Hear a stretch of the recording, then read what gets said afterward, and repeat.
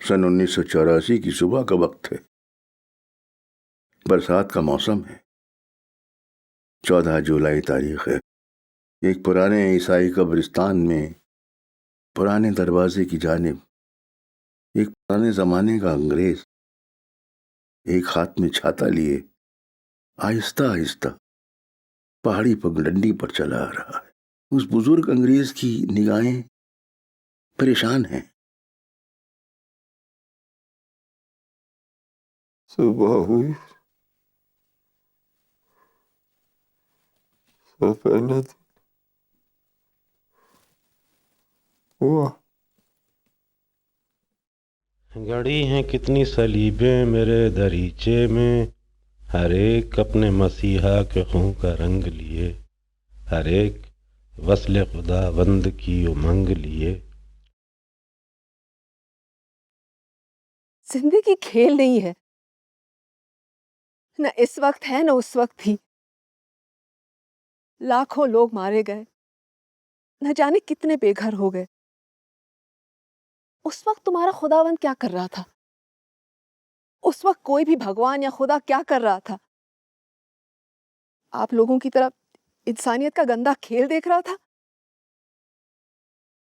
जिस तरह आप लोग हालात के सामने मजबूर थे, क्या वो भी मजबूर था? पादरी साहब, माफ कीजिए जेम्स, मेरे जहन में बार बार एक ही सवाल आ रहा है। हम 5 पुश्तों से यहाँ रह रहे हैं, तो फिर हमें क्यों यहाँ से जाना पड़ रहा है? मेरी पैदाइश यहाँ हुई है, मैंने यहाँ तालीम पाई, मेरी शादी भी यहीं हुई, मेरी बच्ची भी यहाँ पैदा हुई। यहाँ यहाँ के सारे लोग हमारे दोस्त हैं। मौलवी साहब की कितनी इज्जत है यहाँ पर। तो फिर क्यों हमारे साथ ऐसा हो रहा है? आप पादरी हैं ना? क्या ये बात आपके खुदा को मंजूर है, या फिर पंडित जी के भगवान को मंजूर है, या फिर हमारे खुदावंद को मंजूर है? क्यों क्यों हो रहा है ये सब कुछ?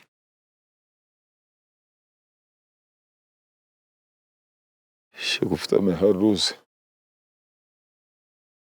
अपनी इबादत में खुदा से यही सवाल करता हूँ, लेकिन आज तक कोई जवाब नहीं मिला। तो फिर आपको उनके वजूद पे शक नहीं होता? होता है, जरूर होता है, लेकिन शक यकीन का एक बहुत अहम पहलू है। बल्कि यूं कहना चाहिए कि शक की वजह से यकीन और पुख्ता हो जाता है। ये बातें सब आप अपने दिल को बहलाने के लिए कह रहे हैं, या वाकई में आप?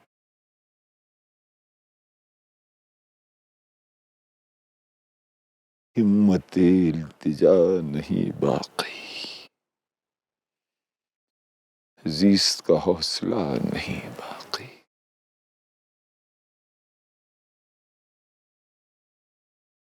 एक तेरी दी थी छिन गई मुझसे,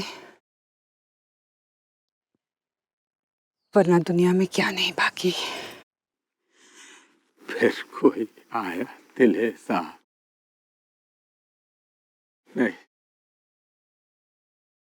कोई नहीं। आरो होगा, कहीं और चला जाएगा।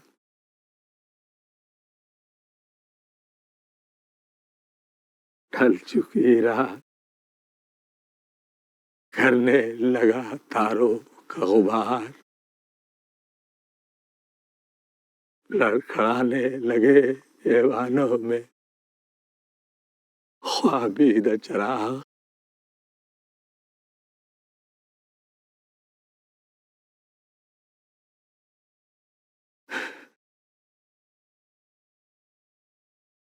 लड़खड़ाने लगे ऐवानों में ख्वाबीदा चराग। हो गई रास्ता हर एक राह गुजर अजनबी खाक ने धुंधलाती है कदमों की सुराह। गुल करो शमे बढ़ा दो मैं अमीना हो आया अपने बेख्वाब कबाड़ों को मुकफ्फल कर लो। अब यहाँ कोई नहीं आएगा। कोई तो जरूर आएगा।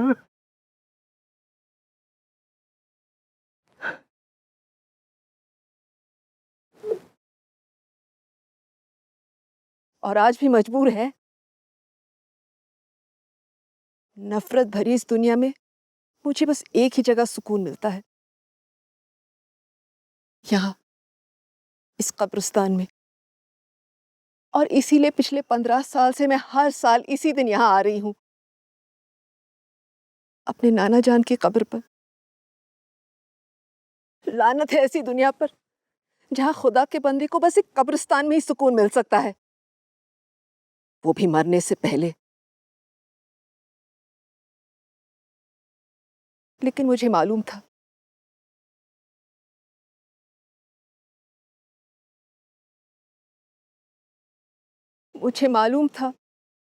मुझे यकीन था कि एक न एक दिन आप जरूर आएंगे।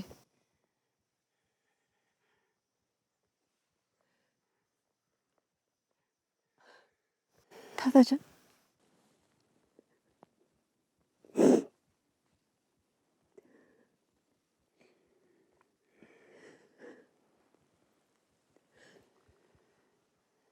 दादाजान, आगे सुनाइए ना।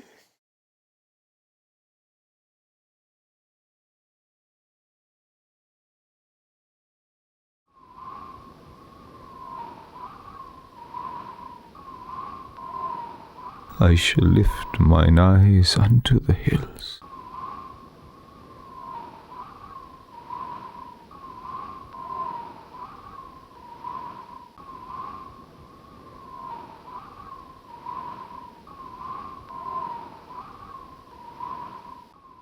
मैं अपनी आंखें पहाड़ों की तरफ उठाऊंगा। मेरी कुनुक कहां से आती है?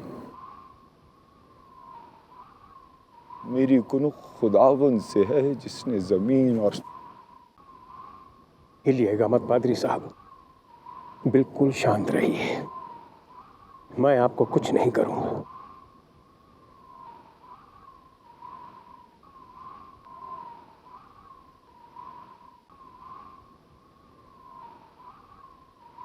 आप एक बहुत शरीफ इंसान हैं पादरी साहब, बहुत नेक इंसान हैं। यहाँ के लोग आपकी बहुत इज्जत करते हैं और आपको बहुत मानते हैं, और इसीलिए मैं आपके पास आया हूँ। पिस्तौल लेकर? जी हाँ, पिस्तौल लेकर। अगर मैं इतना नेक और शरीफ हूँ तो फिर पिस्तौल की क्या जरूरत है? आप साफ कहो कि बात क्या है? पादरी साहब, बात ही कुछ ऐसी है कि पिस्तौल के बगैर की नहीं जा सकती। मैं नहीं मानता। गलत बात के अलावा और कोई बात है ही नहीं जिसमें पिस्तौल की जरूरत पड़े। मैं भी पहले यही मानता था। मैं मानता था पादरी साहब कि इंसाफ, हक, सच्चाई, आजादी, इन सब चीजों को अमल में लाने के लिए पिस्तौल की कोई जरूरत नहीं,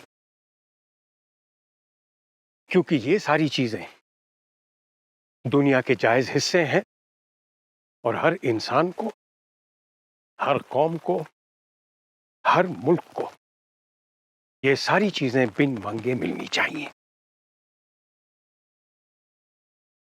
लेकिन पादरी साहब, आपकी जन्नत में ऐसा हो, हमारी इस दुनिया में ऐसा नहीं होता है।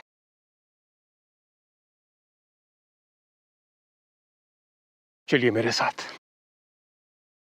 आप ये पिस्तौल चाहिए तो मैं जरूर चलूंगा। लीजिए, हटा दिया।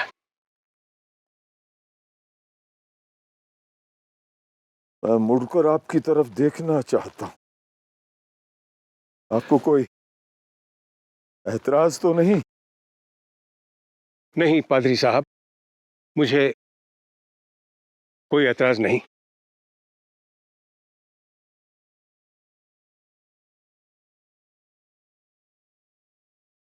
आपका चेहरा नजर नहीं आ रहा है। जिस शख्स का चेहरा मुझे नजर ना आ रहा हो, मैं उससे बात नहीं कर सकता। मेरे आने से पहले आप खुदा से बात कर रहे थे ना? उसका चेहरा नजर आ रहा था आपको? हाँ, शायद पहली बार जिंदगी में उसका चेहरा नजर आ रहा था। कहाँ? इन पहाड़ों में, मेरे दिल में।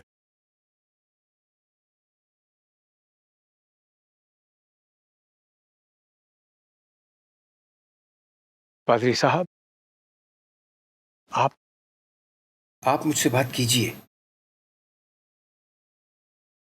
तुम्हें मुझसे क्या चाहिए? आपका साथ। कब तक? वो तो आपकी मर्जी पादरी साहब, लेकिन कम से कम आज रात के लिए।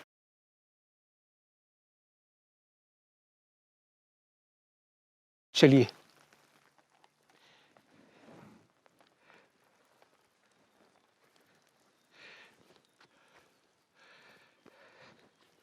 चलिए।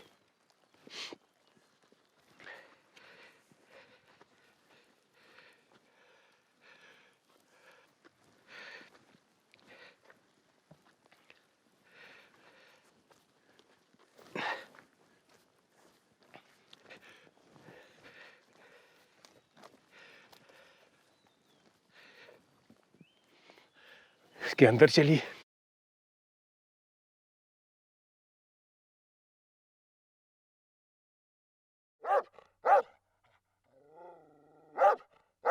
क्यों मेरा दिल शाद नहीं? क्यों खामोश रहा करता हूं? छोड़ो मेरी राम कहानी। मैं जैसा भी हूं, अच्छा हूं। मेरा दिल गमगीन है तो क्या? गमगीन है ये दुनिया सारी। ये दुख तेरा है न मेरा। हम सब की जागीर है प्यारी। हमने माना कि जंग कड़ी होगी, सर फूटेंगे, खून बहेगा। खून में गम भी बह जाएंगे। हम न रहे, गम भी न रहेगा।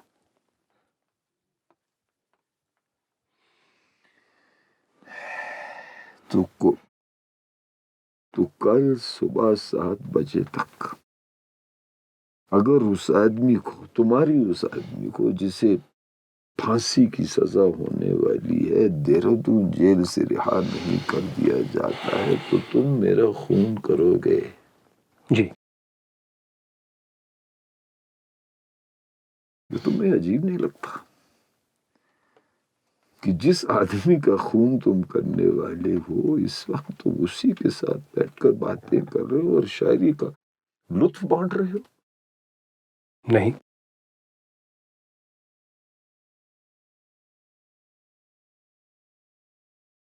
लेकिन कल सुबह 7 बजे अगर तुमने इसी पिस्तौल से मेरा खून किया तो मुझे बहुत अजीब लगेगा। मैं जानता हूं, लेकिन अगर कल सुबह मेरे साथी को फांसी हो गई तो मैं अपने आप को कभी माफ नहीं करूंगा। क्यों?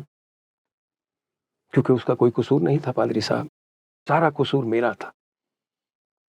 मेरी बातें सुनकर, मेरे ख्यालों से मुतासिर होकर उसने एक अंग्रेज अफसर का खून कर डाला। ये तो मेरा काम था, मुझे करना चाहिए था। अगर बातें करने की हिम्मत मुझ में थी तो उन बातों पर अमल करना, इतनी हिम्मत भी मुझ में होनी चाहिए थी।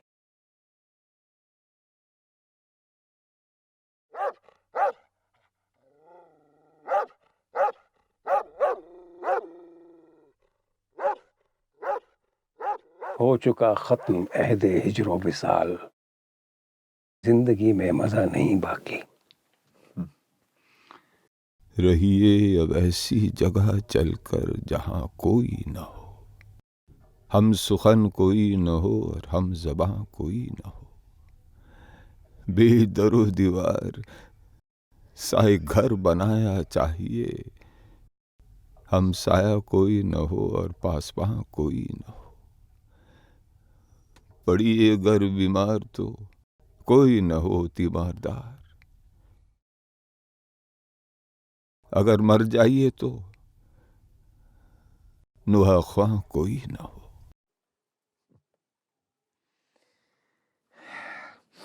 दोस्त, तुम्हारा नाम क्या है? मेरा कोई नाम नहीं। हर आदमी का एक नाम होता है। जरूर होता है, लेकिन आजकल आदमी को नाम से पहचाना जाता है, उसके काम से नहीं। पादरी साहब, अगर मेरा नाम शेख मोहम्मद होता तो कुछ लोग मुझसे नफरत करते। मेरा नाम राम गोपाल होता तो कुछ लोग मुझसे नफरत करते। सिर्फ मेरा नाम जानकर पादरी साहब, सिर्फ मेरा नाम जानकर, ये जानने की कोई कोशिश नहीं करता कि मैं इंसान कैसा हूं, अच्छा या बुरा। इसलिए मेरा कोई नाम नहीं। चलिए, अच्छी बात है तुम्हारा कोई नाम नहीं है, लेकिन तुम रहने वाले कहाँ के हो? हिंदुस्तान। वाह, ये तो और भी अच्छा है। लेकिन तुम यहीं के मालूम होते हो। तुम्हें यहाँ के पहाड़ों से, यहाँ के दरख्तों से, कब्रिस्तान से बेपनाह मोहब्बत है। जी पादरी साहब, मैं यहीं का रहने वाला हूं। आपको सुनकर यकीन नहीं होगा, लेकिन मैं यहाँ कॉलेज में इंग्लिश का प्रोफेसर हुआ करता था। इंग्लिश पोइट्री से मुझे बेहद मोहब्बत है।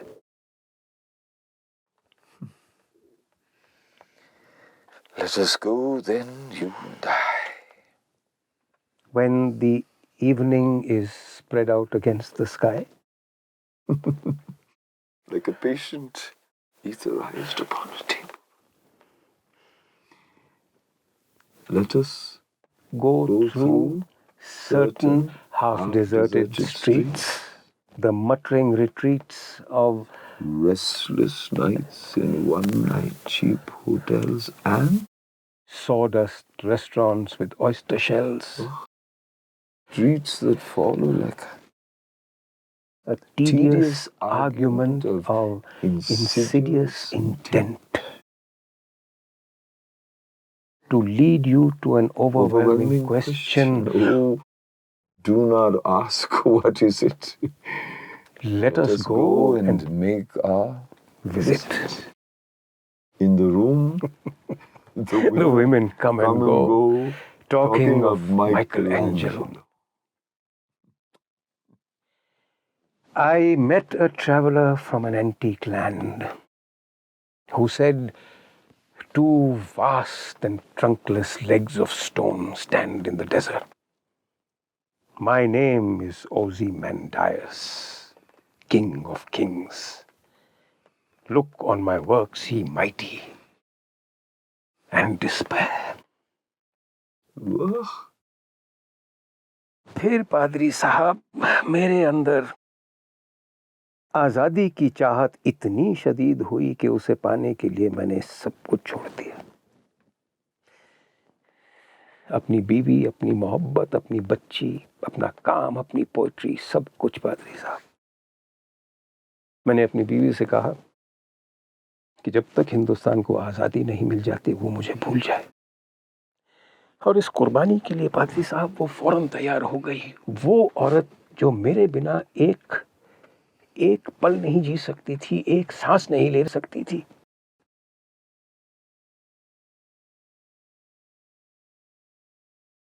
इसलिए पादरी साहब, जब तक हिंदुस्तान को आजादी नहीं मिल जाती, मेरी कोई मोहब्बत नहीं, कोई मजहब नहीं है पादरी साहब, कोई धर्म नहीं, कोई नाम नहीं।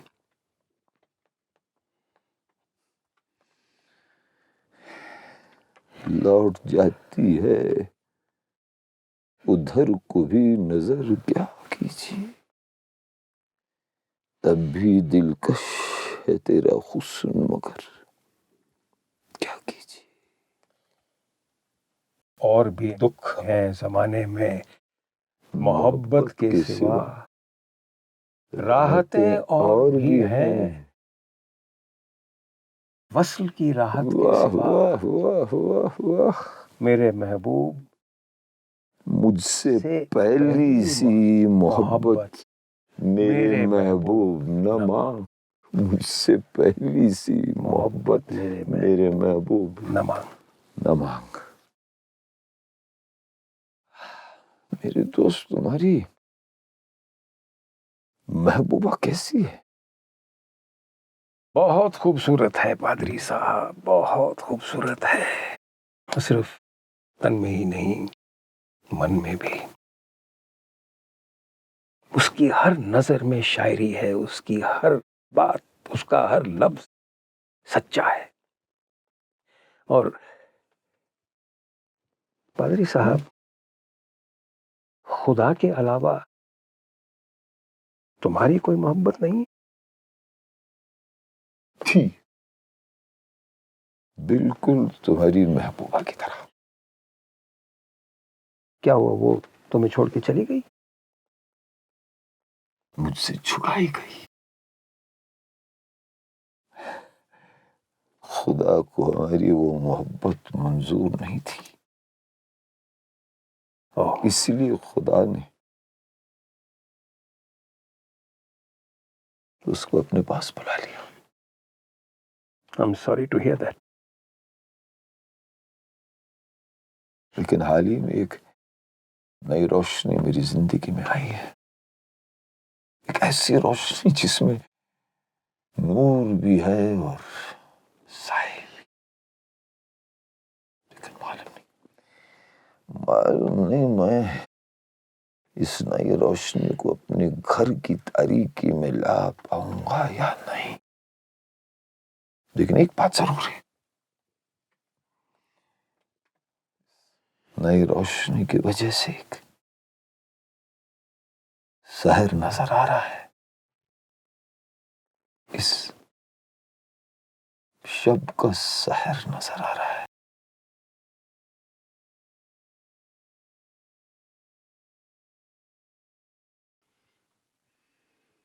पादरी साहब, ये जगह मुझे बहुत अच्छी लगती है। बचपन में मैंने न जाने कितनी रातें यहां बिताई। ये जगह पादरी साहब पवित्र है, पाक है।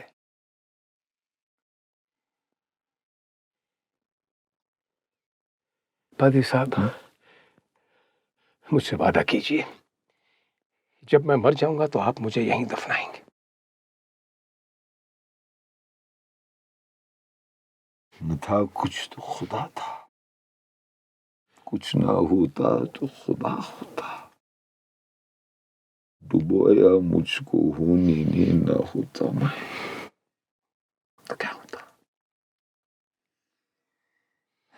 लेकिन ये कब्रिस्तान ईसाइयों का है और तुमने कहा कि तुम्हारा कोई धर्म नहीं है, कोई मजहब नहीं है। क्यों पादरी साहब, ये जमीन हिंदुस्तान का हिस्सा नहीं? मैं हिंदुस्तानी नहीं? वाह, सही है दोस्त, बिल्कुल सही है। चलो मैं वादा करता हूं कि मैं तुम्हें यहीं इसी कब्रिस्तान में दफनाऊंगा। लेकिन लेकिन क्या? अगर मैं तुमसे पहले मर जाऊं तो? नहीं पादी साहब, अब मुझे यकीन है कि ऐसा नहीं होगा। ये खुदा को मंजूर नहीं। Idrak Ansari, you are surrounded. Come out with your hands up. If you try to escape, we will shoot you. You betrayed me. Yes. नहीं दोस्त, you trapped me. ऐसा नहीं है पादरी साहब। नहीं, all this talk of God and love and wisdom, पादरी साहब, this poetry was all lies. नहीं मेरे दोस्त, नहीं ऐसा नहीं है। You betrayed me, पादरी साहब। You, मेरे दोस्त, नहीं। Don't shoot! Don't shoot!